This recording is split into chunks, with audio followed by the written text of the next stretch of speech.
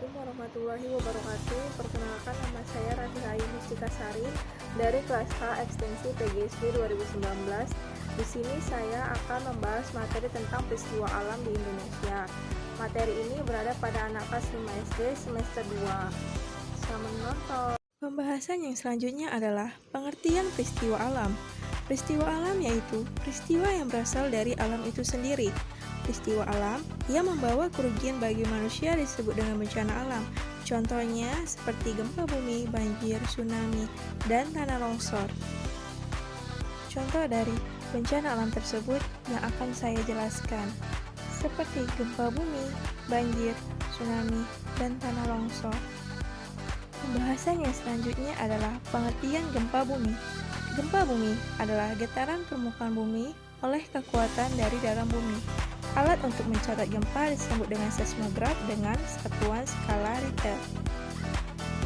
Berdasarkan penyebab dan kekuatan getarannya, gempa dapat dikelompokkan sebagai berikut. Yang pertama, gempa tektonik yang terjadi karena pergeseran kerak bumi.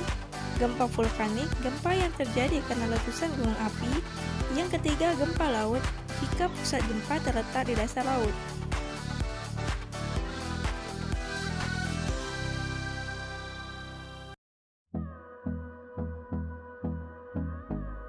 Selanjutnya ada pengertian banjir. Banjir adalah peristiwa bencana alam yang terjadi ketika aliran air yang berlebihan merendam daratan.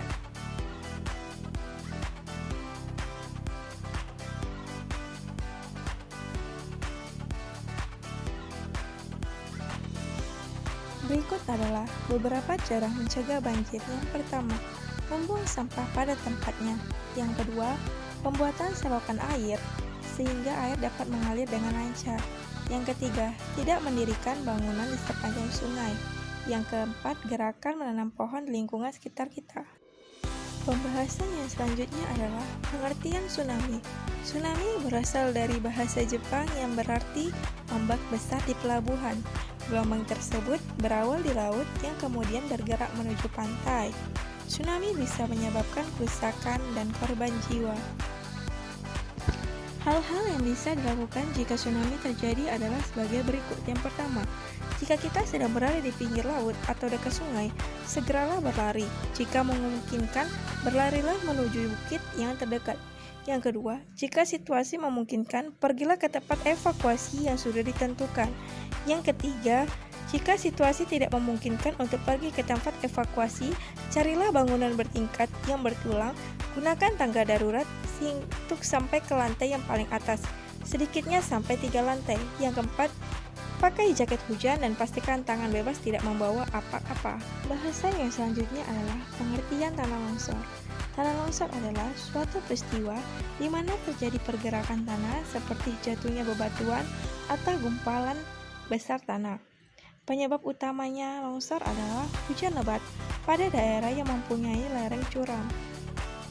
Ada beberapa hal yang perlu kalian ketahui atau dilakukan untuk mencegah terjadinya tanah longsor. Yang pertama, jangan menebang pepohonan tanpa diiringi penanaman kembali. Yang kedua, lakukan penanaman atau penghijauan lahan pada daerah yang gundul.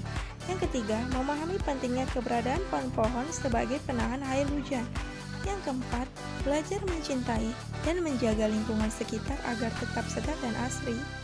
Ada beberapa faktor yang dapat menyebabkan terjadinya tanah longsor, yaitu sebagai berikut. Erosi yang disebabkan sungai-sungai atau gelombang laut. Yang kedua, lereng dari bebatuan dan tanah yang runtuh akibat hujan lebat. Yang ketiga, gempa bumi yang menyebabkan tekanan sehingga mengakibatkan longsornya lereng.